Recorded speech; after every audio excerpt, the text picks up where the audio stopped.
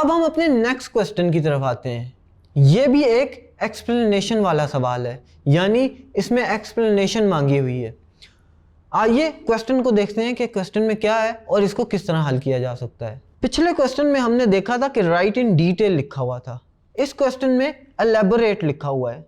इन दोनों का एक ही मकसद है कि आप इसको अच्छी तरह से एक्सप्लेन करें, लेकिन ये सवाल ऐसा है कि आप इसकी एक्सप्लेनेशन बुलेट्स में दे सकते हैं। आप तरीके बता सकते हैं या आप पॉइंट्स बता सकते हैं जिसमें आप लिख सकते हैं कि how does climate affect the human life.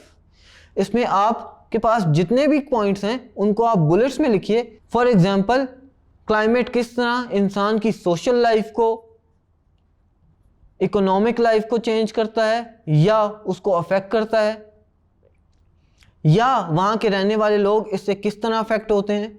और आप इसमें यह भी बता सकते हैं कि हर तरह का चूंकि माहौल पाकिस्तान में पाया जाता है, फॉर एग्जांपल नॉर्दर्न एरियाज़ में सर्दी है, वहाँ का क्लाइमेट कुछ और है, बलोचिस्तान प्लेटू में या सिंध में या पंजाब में और दीगर इलाकों में मुख्तलिफ तरह के टेम्परेचर हैं या मुख्तलिफ तरह का क्लाइमेट है। आप ये भी बता सकते हैं कि कहीं डेजर्ट हैं तो वहाँ के लोगों का रहन सहन किसी और तरीके से है, उन पे क्लाइमेट ने किसी और तरीके से अफेक्ट किया है और उनकी ह्यूमन लाइफ दूसरे रहने वाले लोगों से डिफरेंट है। इनको आप जब बुलेट पॉइंट्स में लिखेंगे तो आप इजीली एक्सप्लेन कर सकेंगे कि क्लाइमेट से ह्यूमन लाइफ का क्या रिश्ता जुड़ा है और वो इसको कैसे अफेक्ट करता है।